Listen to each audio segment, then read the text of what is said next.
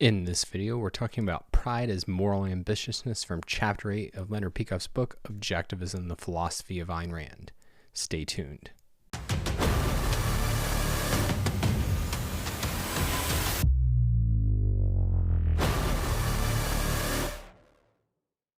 So let's start with a summary. So pride, like productiveness, is a virtue focused on human creation, but whereas productiveness is focused on the creation of material values, pride is on the creation of spiritual values, the value of your own soul. And so here's how Ayn Rand puts it in the goal of my writing. Man faces two corollary, interdependent fields of action in which a constant exercise of choice and a constant creative process are demanded of him, the world around him, and his own soul. Just as he has to produce the material values he needs to sustain his life, so he has to acquire the values of character that enable him to sustain it and that make his life worth living. He has to survive by shaping the world and himself in the image of his values. So pride is the commitment to achieve your moral perfection in order to achieve the best possible spiritual state. So what is moral perfection that we're trying to achieve? It's unbreached rationality. It's consistently choosing to think, to focus our mind, and to live by reason. And so intellectually, it requires working to grasp the demands of a rational morality. It's relentlessly thinking about and asking what really is the good.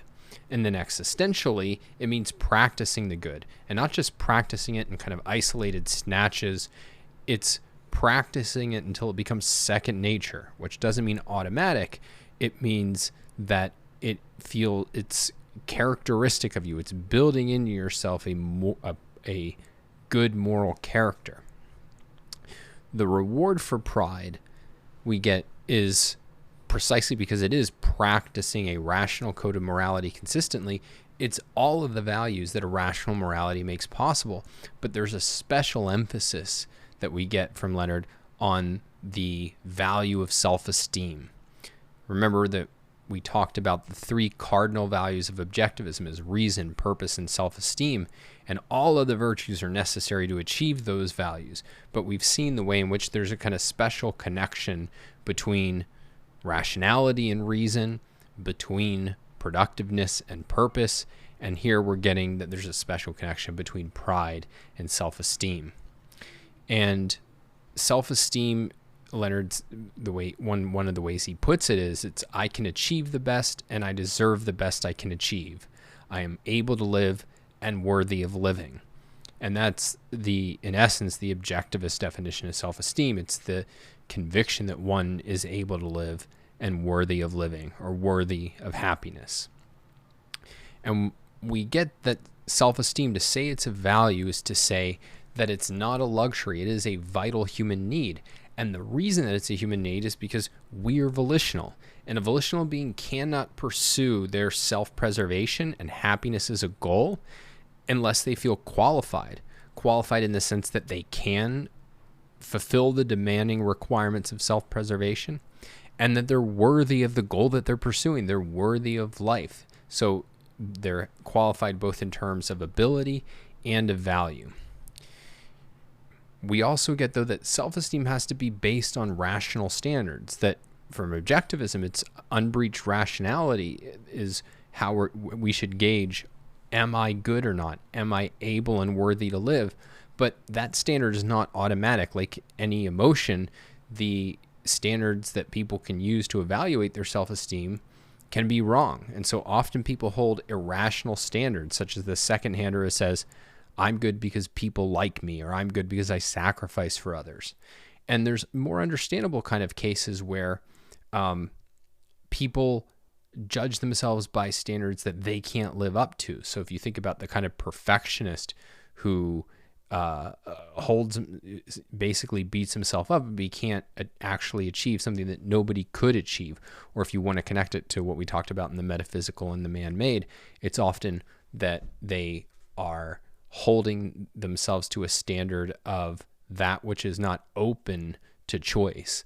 They're basically rebelling against the metaphysically given. So you have to judge yourself by what's under your volitional control, how you use your mind. And so for objectivism, perfection, the standard of perfection, has to be something that is achievable, that is volitional, that is open to your direct choice, and therefore you can consistently fulfill. We end with an observation that our culture is really anti-pride, that there's a kind of fundamental view that man is low, no one can be fully virtuous, and that we should strive for humility. And this is really an anti-moral view that says, here's the good, but don't practice it, or don't practice it consistently. And that is completely anathema to the objectivist approach, that if you really take morality seriously, part of what it means to say to take it seriously is to say that you should practice it, and you should practice it all the time, that you should be not just good, but fully good. So then let's turn to our MPI analysis. So the principle we said is moral ambitiousness. Intellectually, it's the ambitious pursuit of knowledge, and then existentially, it's using that knowledge to guide your action until the principles of morality become second nature. The metaphysically given fact that's being recognized by pride is that man is a being of self-made soul. So I want to start by talking about the issue of self-esteem, which, as we saw, Leonard spends quite a bit of this section on the virtue of pride talking about.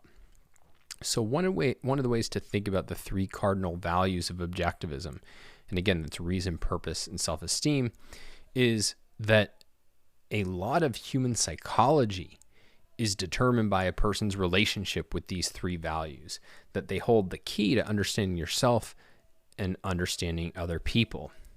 So if you think about the value of reason, this is forming our basic relationship to reality and sets the standard, according to objectivism, for even what mental health is. So in, I forget which article it is, but in either the Objectivist or the Objectivist Ethics, or it might even be in Who is Ayn Rand, a book that Nathaniel Branden published while he was colleagues of Ayn Rand, he defines mental health as the unobstructed capacity for reality-bound cognitive functioning and the exercise of this capacity. Mental illness, by contrast, is the sustained impairment of this capacity.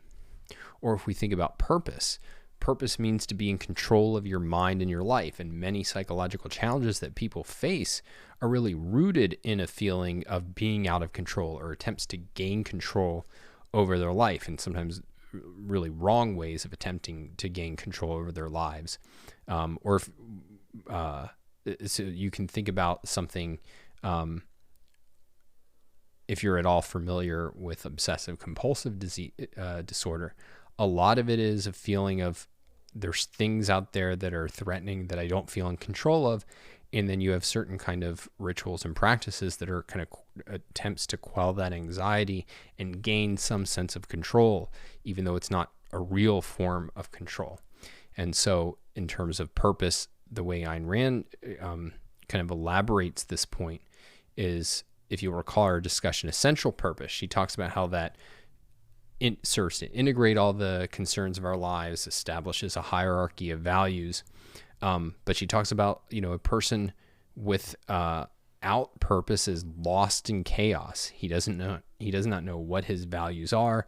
He does not know how to judge. He cannot tell what is or is not important to him, and therefore he drifts helplessly at the mercy of any chance stimulus or any whim of the moment. He can enjoy nothing. He spends his life searching for some value which he will never find. So the idea is that a person's relationship to purpose is going to make a fundamental difference in the kind of person that he or she is. And so if we turn to self-esteem then this determines whether you are confident in the power of your tool of survival, and therefore whether or not you feel entitled to the happiness that comes from using it, or whether you'll be crippled by self-doubt and self-hatred. And so it will determine whether you're focused on pursuing goals and achieving values, or whether you're obsessed with escaping fear and guilt. So here's how Branden puts it in one of his articles on self-esteem. An emotion is the product of an evaluation. It reflects an appraisal of the beneficial or harmful relationship of some aspect of reality to oneself. Thus, a man's view of himself is necessarily implicit in all value responses. Any judgment entailing the issue, is this for me or against me, entails a view of the me involved.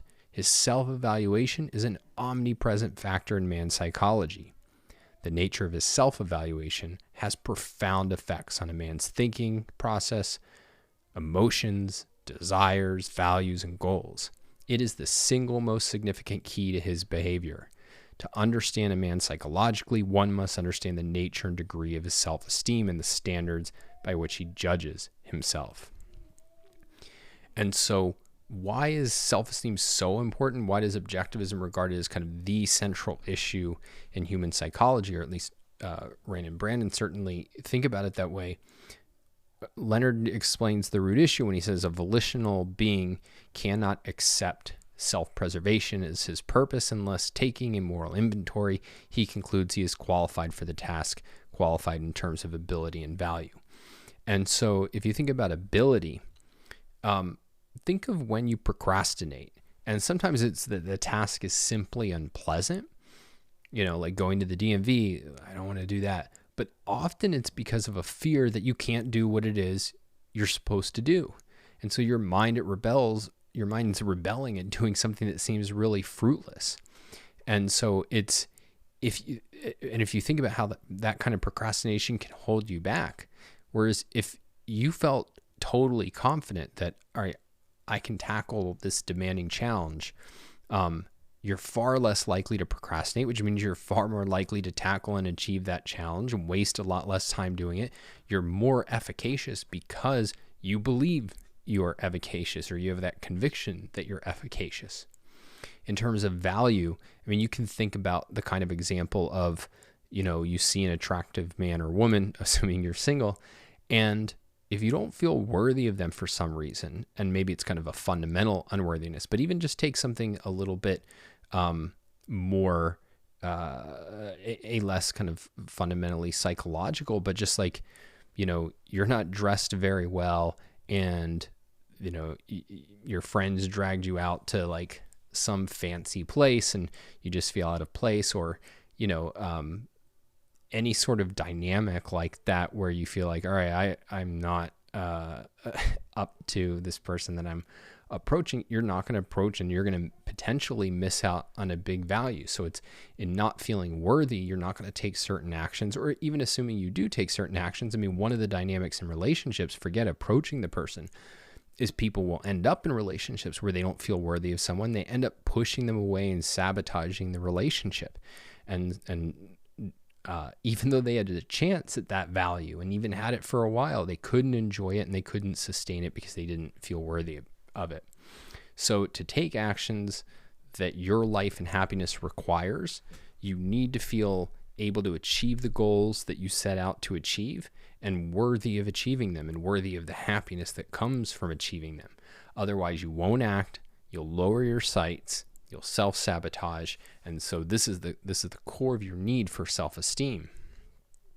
So how do you achieve it? The simplest issue is by understanding what morality does and doesn't demand and practicing the virtues.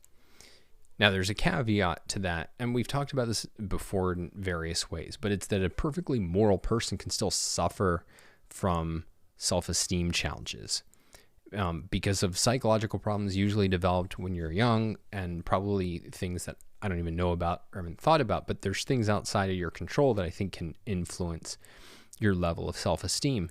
And so in that case, I don't think that morality alone or philosophy alone can give you unpreached self-esteem. What it can do is allow you to kind of max out that which is open to you absent other avenues. So it's to get the most out of what's available to you. Morality is going to give you that. And, hopefully you can find the tools to deal with whatever kind of psychological issues, or if they're kind of underlying biological, physiological things that play into it, which I have no clue about. Hopefully there's tools for that. But the point is that, like, whatever potential self-esteem you have, the only way to fully achieve that or enact that or make that real is by consistently practicing the virtues, by practicing, in this case, the special focus is on the virtue of pride. And so the way to kind of think about it, I think, is that self-esteem is not all or nothing. It's not like you got 100 or you got a 0. And so any marginal gain that you can get is enormously valuable. I want to turn now to a concept in objectivism of pseudo self-esteem. So and I'll set it up this way.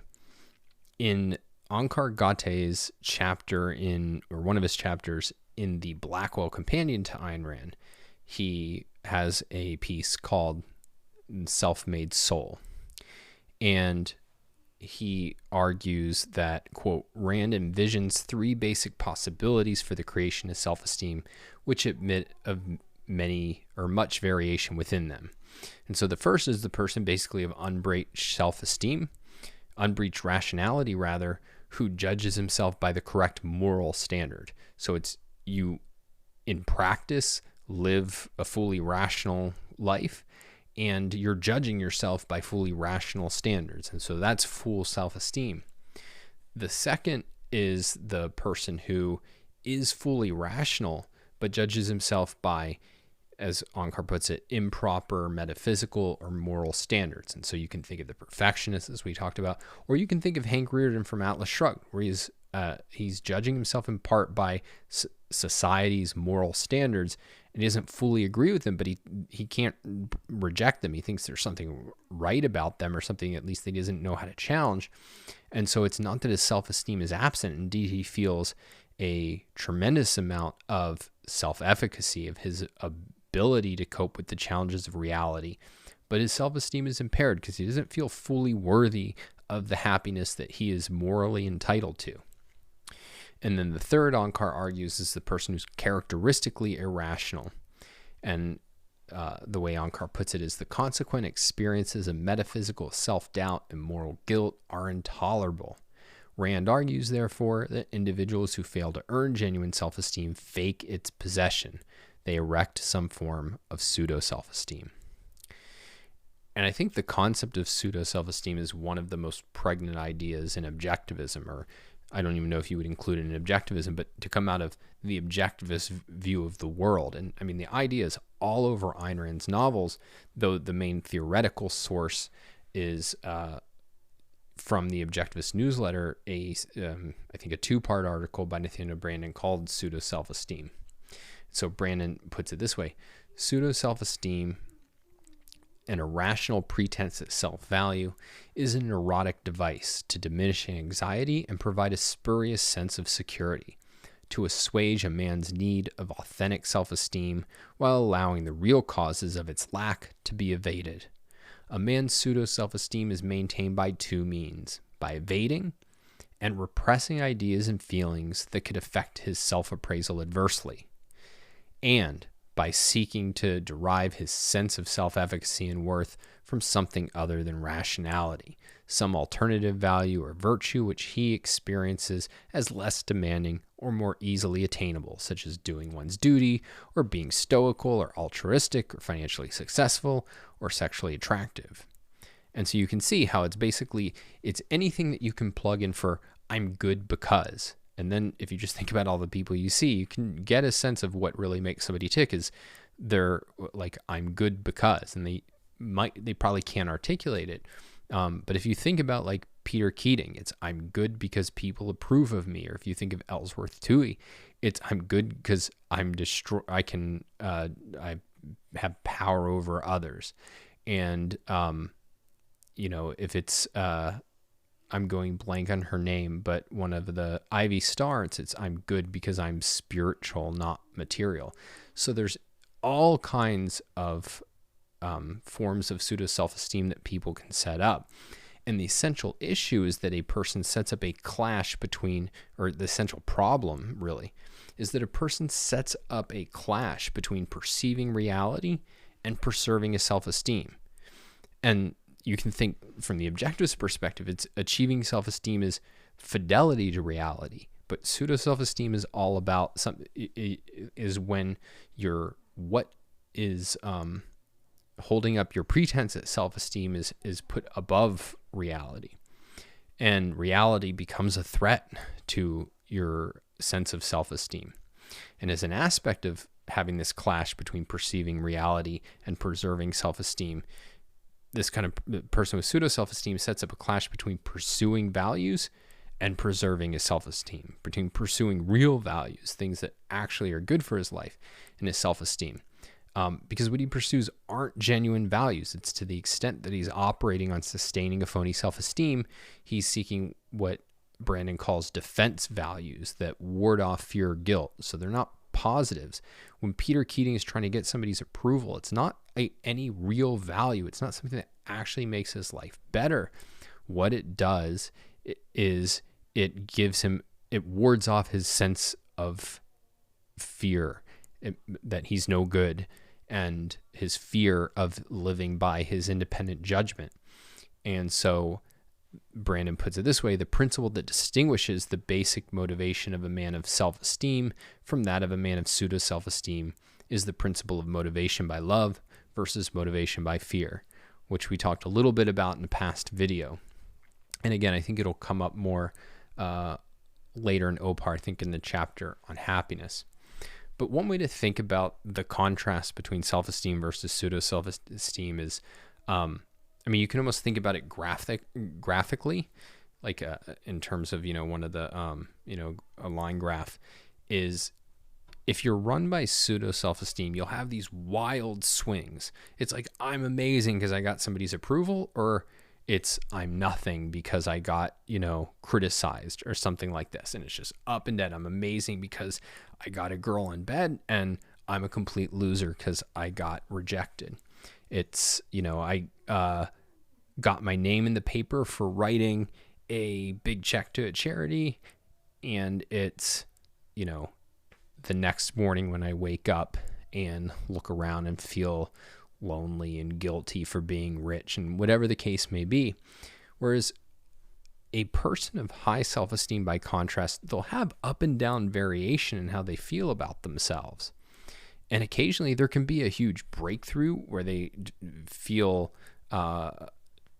incredibly, kind of rise in confidence. You can think about a very confident person who successfully runs a first marathon, and there's a real sense of triumph there where you get kind of a bigger jolt than usual.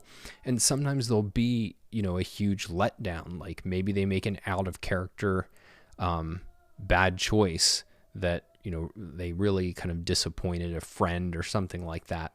But in general, their kind of basic orientation about themselves is going to stay within a pretty narrow band. And Gary Vaynerchuk, who's like a marketing business expert that I really like, he talks about how he makes it a conscious policy not to buy into the nice things that people say about him, which is a secret to not being affected by the mean things. And I think there's kind of a similar issue here, is that you're trying to judge yourself based on reality and not be, and the result of that is that you'll have ups and downs, but not these enormous ones that come ultimately from pseudo self-esteem. So this is just a rich topic, and basically my goal here is to just put it on your radar screen and say, hey, learn more about this and think more about this. And I would start with Brandon's articles, which I think give a lot of really good leads, and then it's helpful, I think, to read Ayn Rand's books from this perspective. And then I talked about kind of the cognitive behavioral therapy approach, and in particular Judith Beck's work. And she talks about kind of core values, and often, and I think there's even discussions of defense values in there, but I think in that whole school of psychology, you get a lot of these ideas explored in various ways, albeit using different terminology. So let's turn then to the issue of perfection, which is, I think, often sets off alarm bells for people. And I've struggled with this concept myself, because I think the basic argument is unassailable, right? It's, if you have standards of perfection that are attainable, and if there's nothing to gain from imperfection, from making bad choices, well then, yeah, morality demands perfection, and it's the to be expected from yourself. And I think that argument is flawless. And I think ultimately that argument is true. But on the other hand, it has always struck me as a little bit playing with fire, in that it can encourage kind of all or nothing thinking, and even motivation by fear, which is, oh my God, like, I can't violate my moral principles or I won't be perfect. And to put it even more provocatively, I think there can even be sort of a tension, though I don't think a real contradiction, but I do think that there can be a sort of tension between Ayn Rand's view of pride and the importance of moral perfection and the view that she sketches, the way that she treats morality and causality versus duty, where you shouldn't be focused on like your moral character in a vacuum, but on like, am I good or am I not good, but on the values you want to achieve, and then the cause and effect necessary in order to achieve them. So that said, I prefer, though I'm not going to stand by this as fully philosophically rigorous without more thought, but as a general rule, the way I actually think of perfection is more as an active verb rather than a noun. It's really an issue of perfecting, of making more and more perfect. It's of not, I think the key idea, and this I am confident in, the real key idea is not resigning yourself to character flaws, but always being on the premise of improvement. The question to ask yourself is not like, am I perfect? I mean, it's rather, am I getting better? Am I eagerly looking for ways to understand morality better and practice it more consistently? It's a real enthusiasm for moral knowledge, including of identifying like moral gaps in yourself and doing what you can to improve them. So that's why I say it's perfecting. It's not settling for less than the best you can achieve. You know, it's not an all or nothing. Oh, I've lost my perfection and now this is, going to, destroy me and everything. It's much more a positive, of a real enthusiasm of improvement. So if you think about the issue that way, discovering moral flaws isn't a threat. It's a value. I mean, having them is bad, but discovering them is a real value because it's a chance to improve. And if you take an analogy to creative work, right? If you're trying to develop a creative skill set, like I'm, trying to become a novelist, or you're working on a particular creative project, like writing a particular novel, then it's not like you want to kind of protect your image of yourself as, oh, I'm a great novelist, so I don't want people to tell me about flaws in my work. That's going to prevent you from being able to do the best work you can do. And so your attitude properly should be, I want to constantly identify where I can get better, where I'm making mistakes. And I think the same kind of attitude should be cultivated in the area of moral character, that instead of like obsessing about, oh my God, am I imperfect? It should be obsessing about, where can I improve? A little bit more on how to deal with moral failings when you find them. So if you think about how we're typically taught to deal with moral failings, it's through confession and apology. It's, I did this, I admit it, and I'm sorry. And for objectivism, just as morality is primarily cognitive, so is rectifying moral flaws. So this is the advice Leonard gives. If, however, in a moment of weakness, he, a person who's trying to be moral, does earn some moral guilt, he acts decisively to clean the slate and restore his moral purity. He condemns his improper behavior, analyzes its roots, identifying in the process the underlying evasions, makes reparation where applicable, and works to reshape his mental policy. He thereby retrains his character for the future. So why is this advice helpful? Well, from objectivism's perspective, the immoral is self-destructive, like it's bad for you. But it's self-destructive in the full context. To take a self-destructive action is only possible because you don't make the full context of the choice fully real to yourself. So, for example, to go back to an example we talked about under honesty, your friend asks, am I overweight? Could I stand to lose a few pounds? And you respond with a white lie. No, you look fine, even though they could definitely lose 20 pounds. Like if you take that kind of case, the full context of that action, like if you really are in focus and thinking about it, would be you're not helping your friend. And since your friend probably knows that, yeah, I am overweight, now they trust you less, even if they feel like, oh, he or she reassured me. They know that they cannot fully trust you to tell them the truth anymore. And since you were willing to deny the truth, you trust yourself less. And so you're harming your values because you're placing your feelings and your friends' feelings above the facts.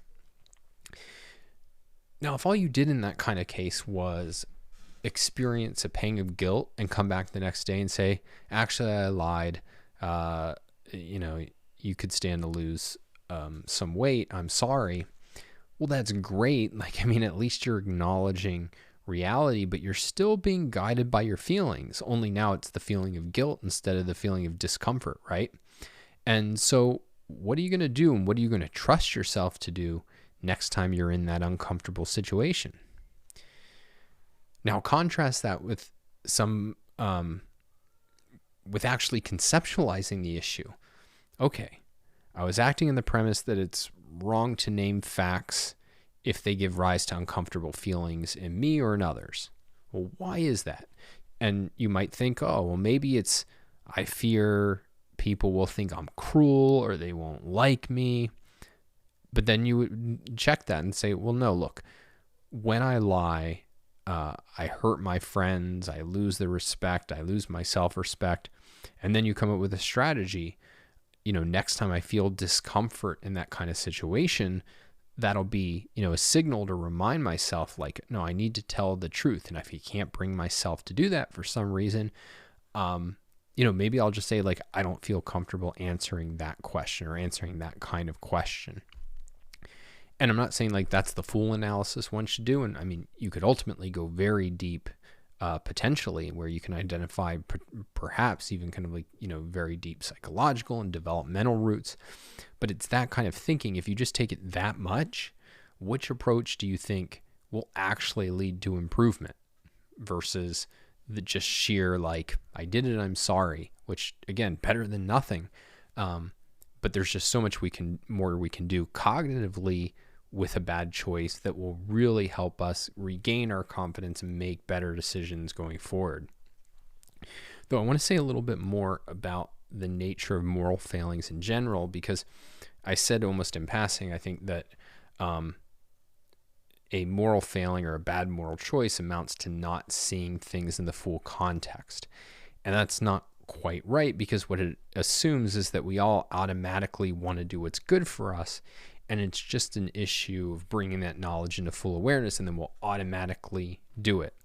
But that's not true. And we've gone into great depth in past videos about how not everybody wants to live, and you can put it even differently. Not everybody in not every moment is choosing to live. And I want to expand a little bit on this part of it.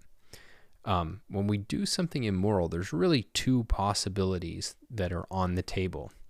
So the first is that we haven't brought into full awareness the link between virtues and values. We're not fully seeing with clarity that, say, being honest is in this particular case the best policy for my life.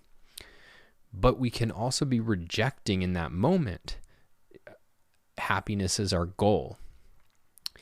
It's, yeah, I know that that standing by my virtues will be the best for me in the long term, but I'd rather avoid the short-term pain. And I think you can see how when you put it that way, like, that can be way more common. Like, if you put it as rejecting happiness as the goal or rejecting the choice to live, people go, yeah, that doesn't really make sense. But if you think about it more in terms of, are there people who will reject long-term happiness in order to avoid short-term pain? You can think, well, yeah, like, and I've definitely done that. And you can think about the way it stands in a person's mind is it's like, I'd rather settle for being less happy and fulfilled than, like, I mean, for example, like admit to my boss that I made a mistake that cost the company hundreds of thousands of dollars, or, I'd settle for being less happy than to tell my spouse that, I'm unhappy in the marriage, or that I'd rather settle for being less happy than deal with the embarrassment of like admitting, I suffer from anxiety or depression. Like there's a million things where you have to endure kind of a short-term, usually emotional negative in order to stay committed to a long-term vision of happiness. And that is definitely something that one can surrender, even if one maintains the knowledge that, yes, this is going to cost me long-term happiness. So part of moral ambitiousness, part of making perfection our goal, is refusing to make that trade-off. It's refusing to settle for less than the best possible spiritual state in exchange for pushing off some short-term feeling of embarrassment or shame or fear or whatever the emotion is that you're placing above happiness. I want to talk a little bit about humility. And Leonard attacks humility, and yet people think of humility as a virtue. And so I want to get clear on kind of what objectivism isn't saying here. So Leonard is using humility in its strict philosophic sense. So this is a definition of humble that comes from the Oxford English Dictionary, though I admit I didn't look it up there. This is quoted by Tara Smith in a really good analysis of humility that she has in her book Ayn Rand's Normative Ethics. But so quoting from the dictionary, it's to have a low estimate of one's importance, worthiness, or merits, marked by the absence of self-assertion or self-exaltation, lowly, the opposite of proud. And so Tara goes on to explain, one of the points she makes is that we have to distinguish humility, that kind of opposite of proud, the absence of self-assertion, belief in one's importance. We have to distinguish that from modesty, which just means like not being pretentious, not being a show-off who goes around saying, hey guys, I'm amazing and awesome. And maybe this will be helpful, and this may be a modest statement. We'll see. But like, I used to date girls who would say stuff like, oh, I'm so amazing and I'm awesome, because I thought, whoa, that's such a sign of self-confidence and self-esteem. And I think it took me a few rounds to realize that, no, it's often the opposite.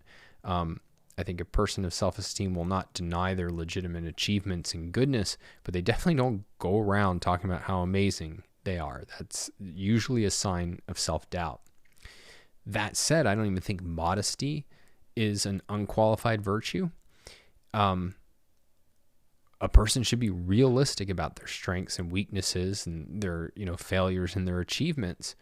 And I actually think that the best people that I've met typically have an arrogant streak, at least when they're young.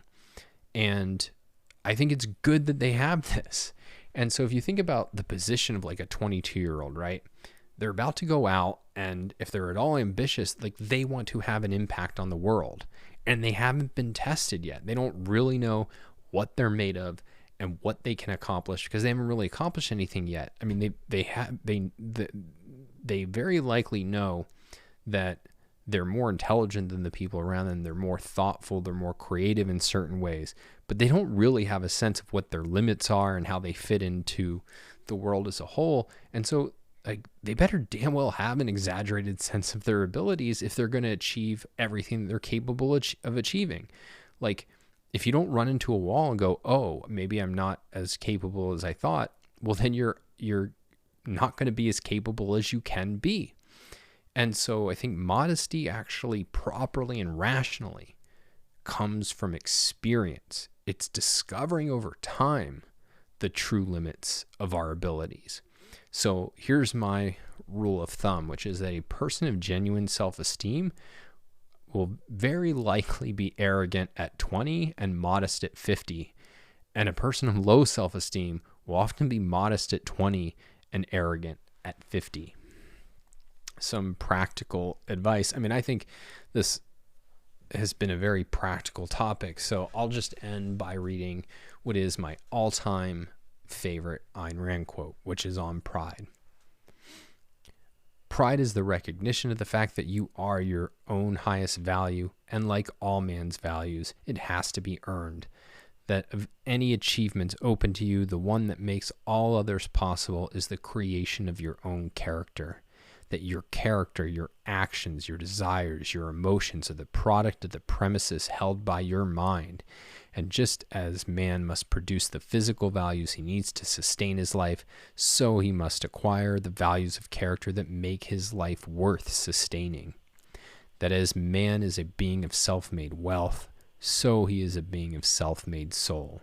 That to live requires a sense of self-value, but man who has no automatic values, has no automatic sense of self-esteem, and must earn it by shaping his soul in the image of his moral ideal.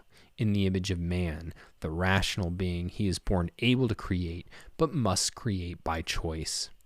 That, the first precondition of self-esteem, is the radiant selfishness of soul, which desires the best in all things, in matters, in values of matter and spirit, a soul that seeks above all else its own moral perfection, valuing nothing higher than itself. So that's it for this video. Be sure to like it, subscribe to the YouTube channel, and as always, the best way to stay in contact is to go to donswriting.com and sign up for the newsletter. Talk next time.